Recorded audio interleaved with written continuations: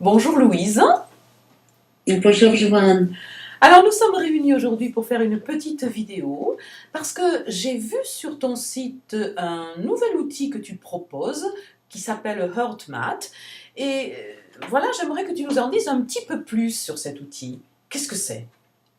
Ok, alors HeartMath, Heart ça veut dire cœur, Math, M-A-T-H, c'est comme mathématiques. Alors finalement, c'est la science du cœur. HeartMath, c'est un institut de recherche aux États-Unis qui développe sans arrêt de magnifiques outils afin de créer une harmonie entre l'intelligence du cœur et l'intelligence du cerveau. Euh, voilà, et moi j'organise des rencontres d'une journée où je présente plusieurs outils de HeartMath. D'accord. C'est donc, tu parles de plusieurs petits outils de HeartMath et donc puisque si je comprends bien, ce qui est nouveau, c'est une journée où il n'y aura un éclairage que sur cette pratique ou sur ces outils-là. C'est donc une formation que tu proposes, non? En fait, ce n'est pas nécessairement une formation. J'explique, j'ai fait, moi, une formation avec l'Institut de recherche, une formation de coach. En tant que coach, je n'enseigne pas les outils, mais je présente plutôt les outils.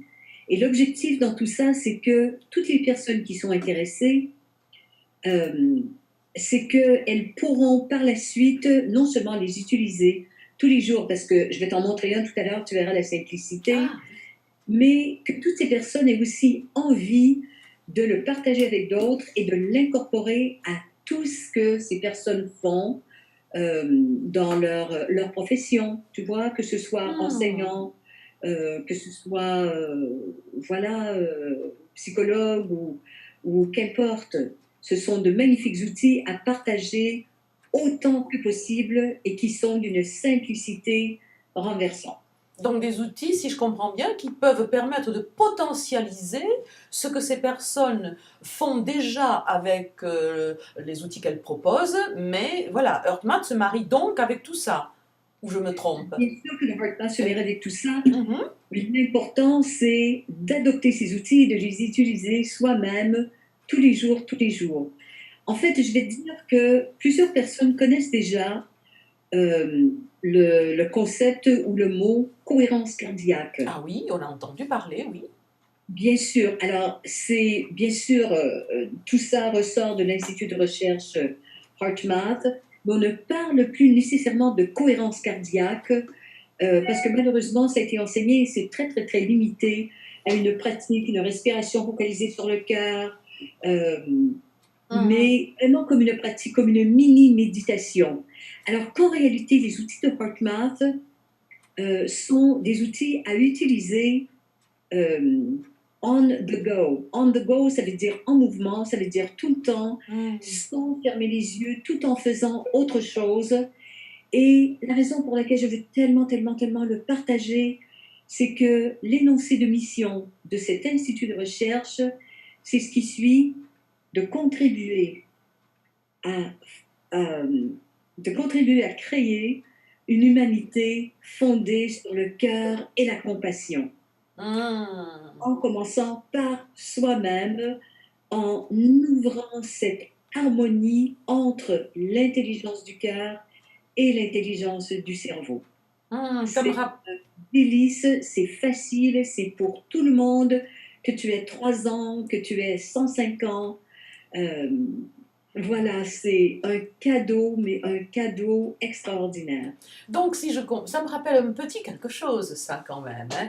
Et je te retrouve bien, là je te reconnais, lorsqu'en 2002 tu es venu avec ton bâton de pèlerin nous parler de l'EFT, c'était déjà cet esprit-là qui t'animait de nous faire goûter un petit outil qui pouvait changer une autre manière d'être, de se poser dans le monde, dans la vie, dans le monde. Tu parlais de paix planétaire à l'époque parce que c'était le terme de Gary, mais je reconnais quelque chose de cet ordre-là dans ce que tu nous proposes. Mais bien sûr, tu vois, c'est toujours, toujours, toujours, mais la même base, Euh, mais avec des petits outils un peu différents. voilà. Et voilà. Et le HeartMath, c'est un institut de recherche qui me touche beaucoup, beaucoup, beaucoup.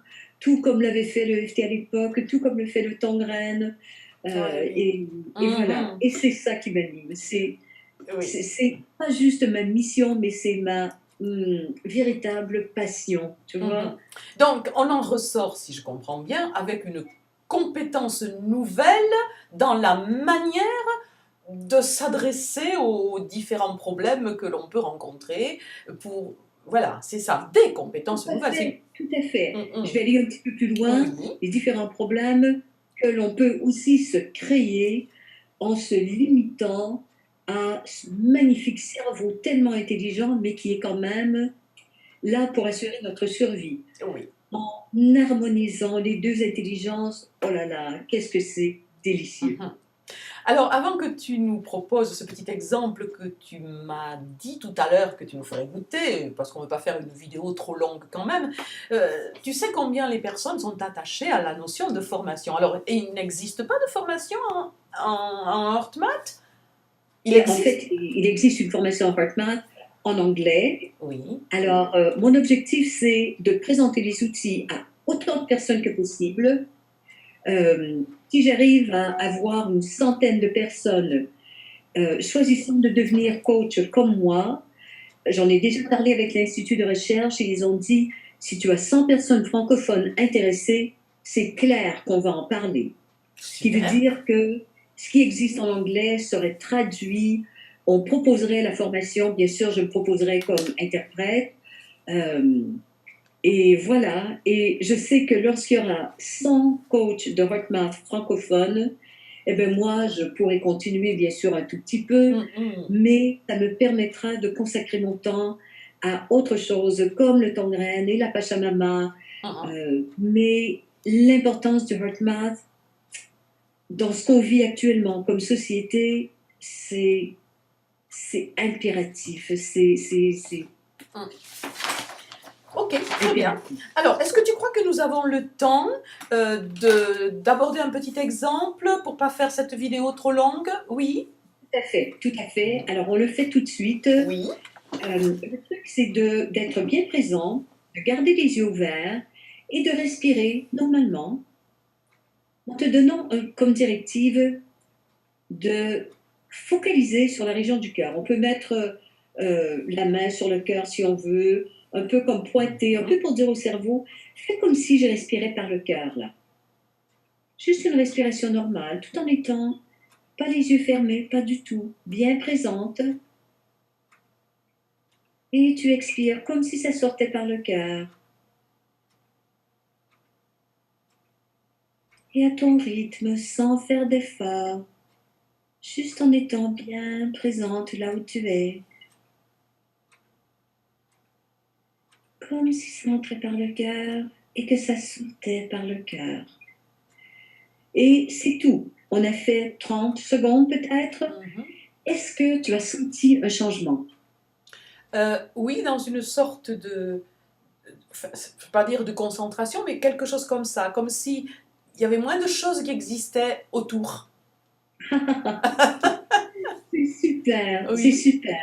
Alors tu vois, la raison pour laquelle je fais comme ça, c'est pour que tout le monde comprenne utiliser sur le cœur, qui ouvre tous les circuits, qui vont oxygéner le cerveau. Et il y a une harmonie qui se crée entre ces deux intelligences, mais sans nécessairement arrêter ce que tu fais. Voilà. Bon, bah écoute, Louise, je crois qu'on a eu un petit problème de son sur la fin, mais c'est parfait. Je te remercie et on aura certainement l'occasion d'en reparler.